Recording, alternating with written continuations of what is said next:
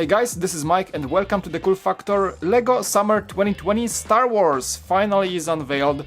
It's been a while. LEGO has taken their time to actually get to this point where we actually can see the Summer 2020 Star Wars sets. After all the Mario stuff and Hidden Side and Jurassic World and whatnot, Star Wars is here. We have 7 sets to show you, and these sets will be joining the previously unveiled 501st Battle Pack. I know you guys are waiting for this one. And also the 8080 that's gonna be coming later down the year, and the Razor Crest that was supposed to be September 1st, but now we don't really know. The Razor Crest will also be joined by the Brickheads of the Mandalorian and the Child, but I think the Brickheads, if it's correct, they should come sooner or maybe before all these sets, so we're gonna see about that. I want to start with the Advent Calendar. I think it's a great comeback to the greatness of the Advent Calendars with exclusive minifigures, but if you don't wanna see all of it, stop now and skip to that point in the video, so you don't get spoiled by the contents of the Advent Calendar, because I'm gonna go through all of them. So if you don't wanna get spoiled, stop here and jump to this moment in the video.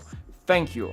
Okay, spoiler alert in effect. Now we have the front of the box of the Advent Calendar, which shows most of the exclusive stuff that you can expect in that upcoming calendar. First of all, my favorite is Vader in the ugly Death Star sweater, followed up by Poe Dameron in his other ugly sweater with BB-8 on it.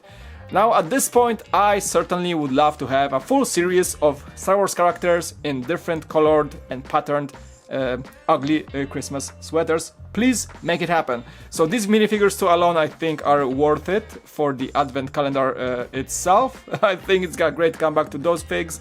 And also we have in the front box the Porg, which is another way to get him. He was in the Millennium Falcon UCS one, and the smaller set, I think, Acto Island. We have the classic looking Stormtrooper Rey that she's not really changed at all. We have BB-8 following the trend. Sorry, DO, not BB-8, that's another droid. DO following the trend with just the Christmas cap like we had with the BB-8 in the previous calendars. We have the Rudolph the Red-Nosed Tauntaun, I think. Looks kind of weird. I think the face should be a bit longer on a Tauntaun. I don't know, it's like a single stud here. For the red nose, I think should be changed. We have the Snow Gonk. I think that is a Gonk droid as a snowman, basically. This is that new tie in the... Please let me know in the comment section below what's the name of this guy, because I don't remember, but that's the new tie with the pizza wings. We have the Razor Crest as a build. We have a really good little build for the X-Wing. Is there anything on the front box? No, so let's jump deeper into the pictures. Here is the Rudolph the Red-Nosed Tauntaun. Very nice build, but again, that face looks pretty small. Vader in his full glory with that sweater. I swear that torso piece will be so sought after. I can't even believe that it's gonna fly off the shelves just because of that minifigure. And the new helmet, actually, there's an update for the molding of Vader's helmet. And I think it's good, but it seems like the chin is a bit too high for my liking. But we'll see. I think that still seems one of the most accurate helmets for Vader so far. We have a mini build for what seems to be a Mos Eisley Cantina, or a building on Mos Eisley on Tatooine. Very cool build for the X-Wing with the open stud singles for the engines. I like that design, and the lightsaber pieces for the blasters. A Jakku version of the Millennium Falcon. You can see the wear and tear of the sand in the sand color on the ship, and attached with the round dish, radar dish. Closer look at Poe with his awesome sweater, and of course an ever-present red mug. We have the Pit Droid. It's been a while since we got these guys, so really cool iteration of the Pit Droid. I like this build quite a bit. Closer look at the Gonk Droid with the carrot and the stems of the carrot on the sides, really cool. Porg did not change at all, I think. Here is the Pizza Tie. I'm too lazy right now to check its name, so your comment section can really shine right now. But I like the use of those new triangular wedges for that ship. Perfect usage here. Really cool A-Wing. I think it's better than the one that was given in this set, the Death Star run, the Death Star 2 battle from the May the 4th promo. I think this one looks better. Definitely in that scale, so much better. Thank you so much for the Advent Calendar to actually stepping up the A-Wing game here. The Sith Trooper in Advent Calendar, it's gonna be another great minifigure, and I think that print might be actually updated. Gotta check, but you can check for me as well. Let me know in the comment section below. Rey does not seem to be changed whatsoever. And if I'm correct, that might be the Lucrehulk droid control station, right? I think so, but I'm not sure, let me know. We also have the miniature version of a very cool set, the Vader's Castle, along with the miniature version of TIE Advanced from Lord Vader.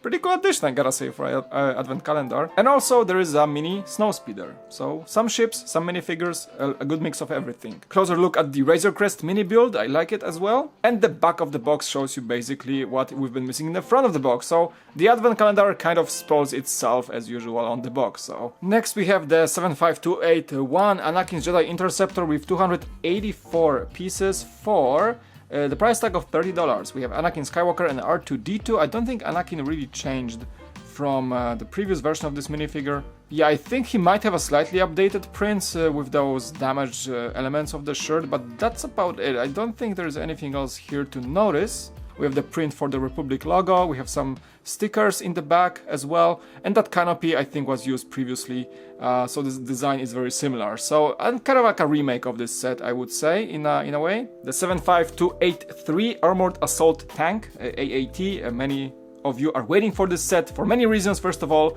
it's an AAT of a comeback, kind of a comeback of this set. Really cool coloring of the Separatist army, and we get the Ashoka's Clone Trooper and the Ashoka Tano in this set, yes.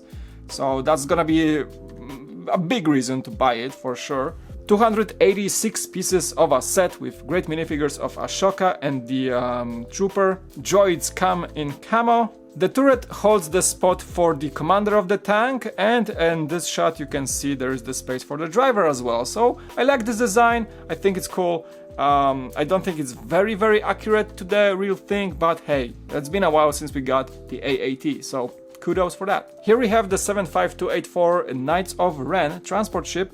It's not called the Knight Buzzard as it should be. For some reason LEGO is not using the names from the actual lore, but it's a cool set still. A 595 piece set for $70, so there's a Star Wars tax on this one for sure. We get the remaining Knights of Ren with really cool molds in this one. You can see them in their close-up with their wielding masks for sure, and some cool weaponry.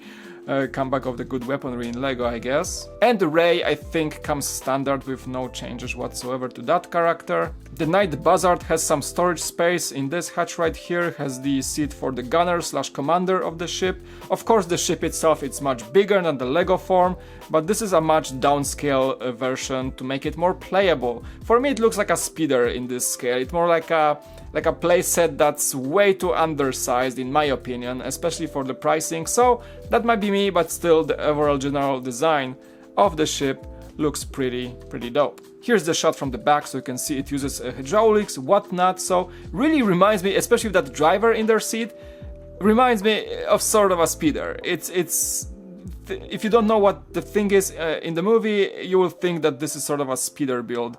It doesn't really live up to a transport ship name in the LEGO set, but still, again, looks cool. And I think here is the biggest bummer of this entire wave, and I'm not saying that this ship is bad, it actually looks great. We have the 75286 General's Grievous Starfighter, but hear me out, 487 pieces for $80, 79.99 US dollars. That is way too much. I mean, what in the world is happening here? This doesn't really look like a $80 set. It's more like a $40, $50 set maybe. We have Obi-Wan Kenobi, Airborne Clone Trooper, and General Grievous, the comeback of this guy.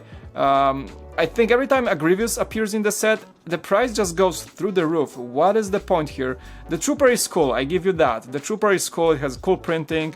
There's some, cloth in there and stuff like that. I get it, okay? But I don't think there's anything that justifies having this guy in such set. He's cool and such. It is always a cool character in Star Wars. And we get Obi-Wan in some sort of like a battle scar version, which is kind of cool but lazy at the same point. But looking at the set, it doesn't have any big pieces to justify the crazy price tag. It's almost like 20 cents per piece, I swear, it's crazy. Yeah, some storage space, really cool canopy with the sliding function, sort of like a space Batmobile at this point. I like it for the way it is, but I don't think I'm gonna be able to pay $80 for this. 60 would be a stretch, 80 is ludicrous, I would say, for a set like this. Yeah, so many people will probably have the same opinion at this point. There you go, the Grievous Starfighter. Next up we have the 75291 Death Star Duel. It's a $100 set for 775 pieces, so maybe not as big of a bummer as the previous one, the Starfighter from Grievous. But this one also doesn't seem like $100 set. I mean, the footprint doesn't seem like $100. It has Luke Skywalker, Darth Vader, Emperor Palpatine, and 2 Imperial Guards. I think the biggest takeaway from this set, however, is Vader having arm prints. Yes, finally his suit is properly printed on all sides. Plus, given the fact that he gets a new helmet mold, which seems to be the most accurate ever, this is probably the best Vader we're gonna ever get, for now, at least. It comes with a soft cloth piece, you can see, so maybe that crease can be a bit too much up his chin, but it's there. So I think the printing alone and the helmet are such a good addition, such a good upgrade to the Vader, who was suffering from being a stale minifigure, not having many changes, maybe except for that dual piece mask from, you know, previous years. But other than that, I think this is a good change. I like it.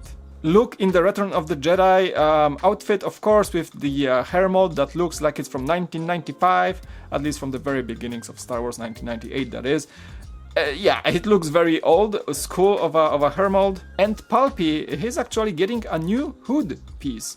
You can see the hood is like covering sort of like his, you know, chest area, which is cool, but it looks to me like it's a bit too, I don't know, like he has some wiring in there just holding it together on his head. Probably it looks maybe like a octopus head at this point. I don't know, that's my first impression when I saw that. But hey, there's an upgrade for Palpy, and he gets his lighting stuff and also the soft cloth cape, which is cool. I like these capes quite a bit, but yeah, that hood is a bit weird. You can see some functions, so you can recreate the battle from the movies. There is the moving walkway, so you can collapse. The door in the front, I think there was a shot when I saw the rubber band on the top, so you can probably pull one of them, and the other side also opens at the same time. Can you guys tell me what's up with that Jade mini micro figure on the side? Is that an Easter egg? I don't remember that from that scene, so please let me know what that is.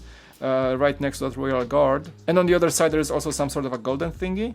I don't remember that scene, I gotta rewatch the movie. We get new prints for the Death Star's windows, which is always cool. It's a clear dish with a print, very unusual. I mean, usually you get these on TIE fighters and such. And here's the back of the box with all the functions, so yeah. The jump function, so Luke can use the force and jump. The collapse function, the stairs do collapse as well. And you can also take out elements of the set. It's sort of like a modular. And yeah, the chamber of Palpatine looks pretty accurate, pretty cool, much of an upgrade over the previous sets of this scene. And it's actually just looks good. And you can see it also moves to change the configuration of the chamber. And the last set of this wave may not be recognized by you if you're not familiar with the Galaxy's Edge. This is the ITS Transport, Resistance ITS Transport, set number 75293 with 932 pieces at a $100 price tag, so kind of a better value than the Death Star in my opinion. But this one is based on the Star Wars Galaxy's Edge Trading Outpost, the theme park from Disney here in California on Planet Batuu, the Black Spire Outpost. I think they use these ships to stage guests and make them move to certain attractions as a part of the lore of the park. It's pretty cool actually, and I like this set the most from the entire wave. It comes with the minifigures of Vimoradi, Lieutenant Beck, Astromech Droid in black, and Gonk Power Droid. That thing alone should make you buy this set, in my opinion. I really like the minifigure of Vimoradi, especially with that dual molding for the hair in blue and really cool Resistance outfit with some cool pilot's jacket. I would love to have that jacket, by the way. Lieutenant is also pretty cool looking. That calamari has a very nice mold for the head, as always they come, and also the Resistance officer outfit. For me, the ship looks like you take the blockade runner, like the Tantive 4, and mix it with the U-wing, with the engines in the back. Sort of like maybe it's a newer version of the blockade runner, sort of. Really cool still. You can see the cockpit opens up to get the commander inside. There is a storage area in the middle because obviously it's a transport ship. And again, the head looks like it's taken from the blockade runner Corvette. And here's a better shot at that storage area from the side, so it opens up and can stage the troops and ammo or supplies, whatever is needed. There you go. I think it's a pretty cool set. U-wing meets the blockade runner in my opinion, and it might be a really cool build.